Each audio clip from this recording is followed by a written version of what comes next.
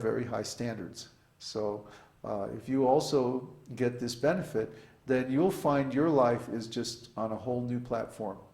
And well, this it's very hard to describe how happy, how satisfied you become when you actually attain the benefit of the esoteric teaching. The best thing is to taste it for yourself. If you chant, if you take prasadam, vegetarian food offered to the Lord with love and devotion, if you try to engage others in this process, that is the most powerful service. That's what Krishna says right in the end of Bhagavad Gita. He says, the devotee who reveals the secret of spiritual life to the other devotees is my most dear servant, and there'll never be anyone more dear to me than him. So therefore, we should take up this service of helping others to understand this great teaching and become teachers of it ourselves. That's what we recommend, because we found that since we did this, we're very, very happy, very satisfied, even in external life, what to speak of internally. So we implore you to start a group or talk to your friends, refer them to the website, bring them into the forums, have them post their questions, we'll get back to them, have them watch the videos, listen to the podcasts. This will help them tremendously. Even if they don't understand it, even if they have a bunch of questions afterwards, that's all right, that gives you something to talk about. So you can refer them to the scriptures. We have all the scriptures on the site. You can download them to your computer, search the Veda base and all that stuff. If you have any technical problems, Uddhava can help you with that, or I can help you. We have all help available. You have to be willing to do the work. So we ask you, please approach this great teaching and make this knowledge your own, and you will get the tremendous benefit. And ultimately, we request that you also become guru. That means you attain self-realization for yourself, and then you help other people attain the same thing. Okay, so let's go on to Sri Vishnu Sahasranam, 18 and 19.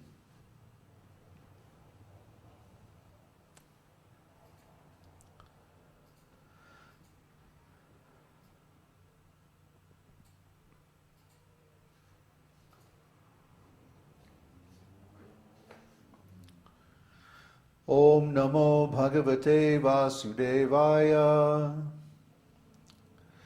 Svayam Bhushambhuraditya Pushkaraksho Mahasvanaha Anadi Nidhanodhata Vidhata Dhaturutamaha. So Swayambhu means Lord Krishna is the self-effulgent Lord.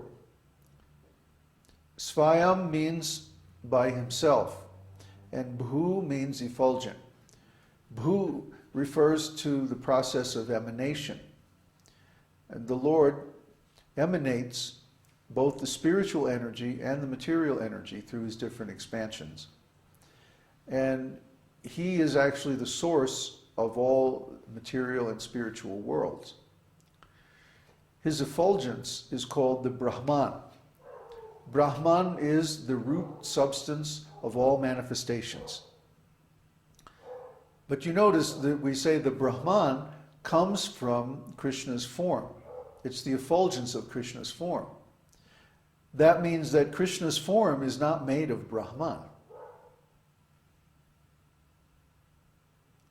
Let that sink in for a minute. In the material world, we think of things as being a form made from a substance. For example, this sheet of paper is actually made from wood. So wood is the substance and the paper is the form. But that's not true of Krishna's transcendental form. Krishna's form is something unique. We don't know what it's made from. Krishna's form is eternal. It's not like Krishna's form comes into being at a certain time. Therefore, there's no raw material of which Krishna's form is made. Krishna's form is fundamental, and everything else comes from Krishna's form, both the spiritual energy and material energy. So we don't know what Krishna's form is. It's not possible for us to comprehend it, except it's very, very beautiful. Krishna's form is so powerful that his form is also the source of the Brahman. The Brahman is his personal bodily effulgence. So the spiritual energy that comes from Krishna's form, that radiates or is emanated by his form, is the root substance of all other manifestations. That is the Brahman. So he is self-effulgent. He doesn't require anything else to be effulgent. It's not like his body is made of Brahman. No, because body is the source of the Brahman. So try to understand. Krishna is something completely inconceivable. We can't imagine, we can't know.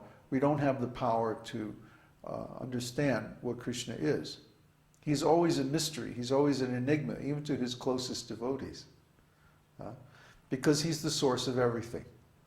He is the singularity at the core of all things, of all manifestations, material and spiritual. So he's Svayambhu. He's self-effulgent. Next is Shambhu. His auspicious transcendental qualities bring great happiness to the devotees. Shambhu, of course, is also a name of Lord Shiva. But you'll find that all the demigods' names are originally names of Krishna. And the same is true of Shambhu. But here we see that that same syllable again, bhu. So bhu again refers to the process of emanation. And sham means everything. So he's all auspicious, he's the source of all qualities, actually. Both Shambhu as Shiva in the material world and Shambhu as Krishna in the spiritual world are the source of all the qualities of their respective realms. So when we think of Krishna, we should understand that he contains all the qualities that are manifest in anything else. So everything else that exists has its source in him. That means he is the original reservoir of all those qualities. The next one is Aditya. Aditya refers to Aditi. Aditi is the mother of the demigods.